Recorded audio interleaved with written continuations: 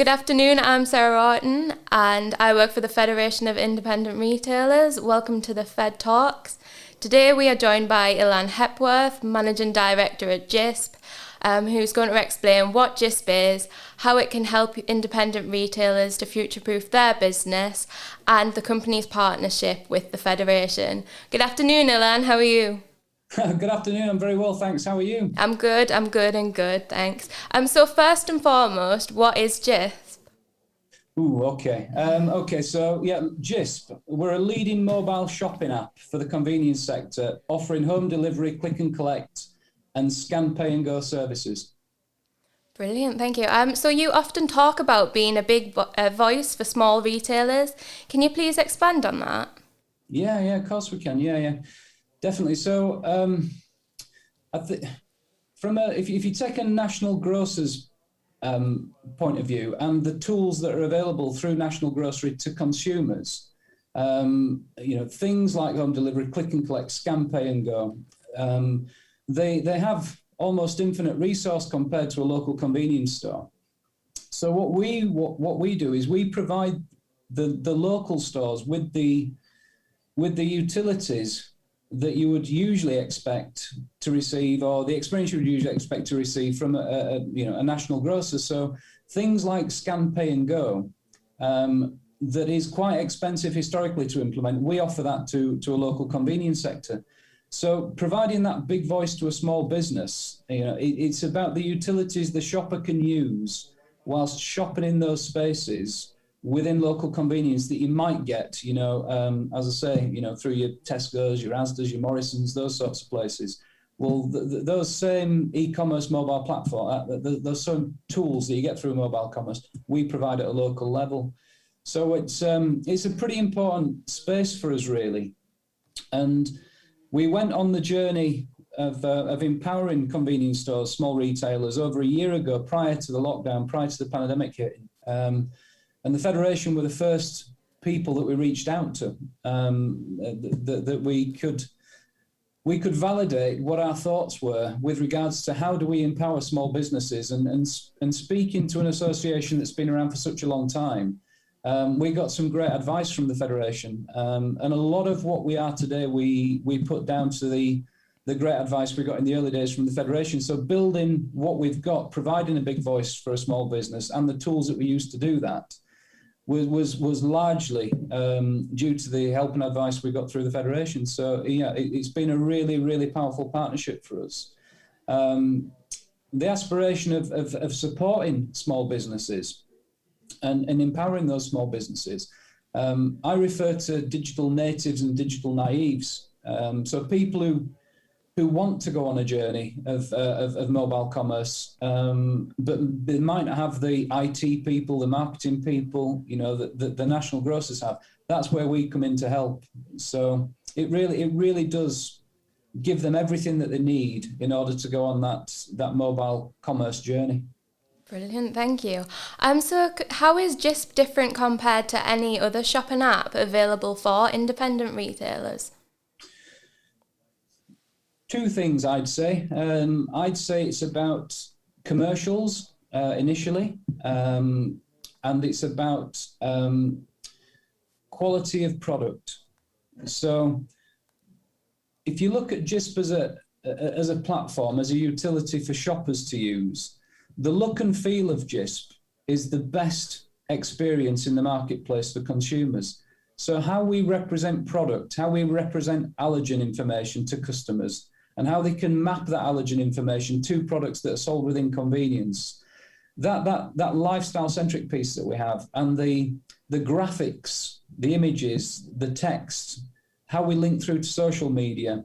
Nobody else is doing it quite like Jisp do it from a look and feel point of view. If you then look at the tools that we offer within Jisp, so home delivery and click and collect, very vanilla now. Lots of people realize they need those services, so we provide them. But future-proofing through Jisp is really important to us, with Scan, Pay and Go as an example. But we have gamification, loyalty rewards, lots of little value-added mechanics which are in Jisp, which are quite special in the marketplace that nobody else does. And then commercially, I guess just as important for everybody. Commercially, it's unbeatable as well.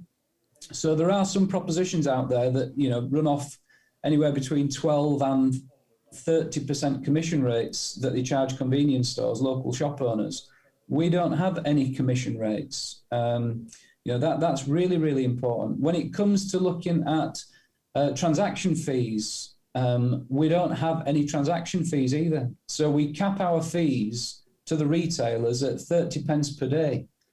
So there are no transaction fees per transaction. So if they transact, I don't know, 50 times in that day at £50, they'll only ever pay 30 pence for the privilege. We don't inflate the cost of product. So commercially, operationally, from a customer's point of view, we are genuinely independently validated as best price, best in class. Perfect, thank you. Please could you tell us some of your success stories and case studies? Gosh, yeah. A lot of the great feedback we're getting from the marketplace at the minute is just how easy we are to do business with. So stores are coming to us with, and we've published it many times that we're just great people to deal with, and we make the transition super easy. So understanding their needs, putting their stock onto the system, deploying that as a service so their shoppers can adopt it. Supporting their social media platforms, supporting their marketing, all of those little things make it super easy to do business with us. And when we do that, we see basket spend increases of, up to 500%. So we've got a number of different case studies now where, as much as it's fantastic to make money out of this proposition, out of Jisp, out of click and collect, out of home delivery, out of scan, pay and go, it's how you get there that's important as well. We like to make it as easy as possible for people to make that leap of faith and go on that journey. Brilliant, thank you. So with the Amazon Go store finally launching in the UK, it's becoming more evident that this is where the retail industry is heading in terms of contact-free, just walk-out experience. What is your take on that? I think it's brilliant. I really do. I think it's, honestly, it's a great piece of technology. And it's bringing the awareness of Amazon to the masses. So contactless shopping, it is not unique to Amazon. There are other people doing it as well. Asda are doing it and Co-op are doing it. There are various other people doing scan, pay and go solutions. For me, in all honesty, the bit that's missing in the middle is the human interaction piece. It's that community piece, it's that engagement piece, it's that advisory piece. It's that bit for me where I think local convenience wins out. So the Amazon proposition is brilliant. Line in the sand. Honestly, I think it's fantastic. However, is it for everybody? Does it connect communities? Not sure about that. I think it's great that you can walk in, pick something up and walk out. But what about the middle bit? What about the hellos, the good mornings and how you do's? Some people don't want that. I get that, So there is a little bit of that in there for me. And just that interaction piece. And some of that, I think, will become important, going forward with like Natasha's Law as an example, where there will be a requirement to advise customers of things that are made on site that have allergen, ingredient information and those sorts of things.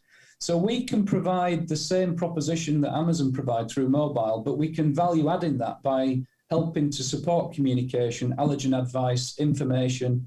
So the exact same thing, you scan in using a QR code, you leave using a QR code. And Steve, one of the members of the Federation, he was the first independent convenience store to deploy it. And he had some great success with it as a proposition. So it didn't come at a cost for Steve that an Amazon proposition might come at. So it's not an elitist proposition, isn't a Jisp proposition. So you can emulate Amazon, but you don't need the Amazon budgets. We work off existing barcodes in store, we scan in and we scan out in exactly the same way, but the middle bit is where we connect the retailer and the consumer and the customer. So yeah, it's good technology, but it's not unique. Great. And what do shoppers say about Jisp? A lot of the feedback is just about the ease of use. So they really like the interface. It really, we concentrated very hard on big images, big text, clear communication, clear pricing, clear offers, clear deals, clear promotions, making them super easy to absorb and then super easy as a journey to add it to a basket and check out. So a lot of the feedback we get is just around, well, ease of use. The other bit that comes in is the ability to share things as well from Jisp. So the social platform in Jisp is, there's an offer in your local convenience store, but you can WhatsApp that offer, or you can text that offer, or you can tweet that offer directly from the store interface. So if a store creates a promotion, that can go back out via the customer to their friends, that tells their friends that that product is on promotion within that store. So again, that social thing that's in Jisp, that interaction within that is unique to Jisp. Nobody else does that. So, a lot of great feedback around those two things, the social piece and the ease of use. And why are Jisp solutions must-haves in the convenience sector? Well, the world's changed, hasn't it? Definitely. The new normal, as some people call it. What does that look like? Who knows? It's just a phrase that people are using, but things have changed. And one of the things that have changed is the requirement for consumers to have home delivery and click and collect solutions and possibly scan, pay and go. A lot of that was hyper accelerated by the pandemic, by COVID-19. A lot of local stores went on that digital transformation a lot sooner than they thought they might have to. So they still needed to support communities, they still needed to sell, but people were locked down. So how are you going to do that? You've got to find this home delivery solution, haven't you? So I think the new normal, the digitization of the new normal is not going to go away. It's here to stay. And things like home delivery within local stores are just part of that evolution of what's happening within the marketplace.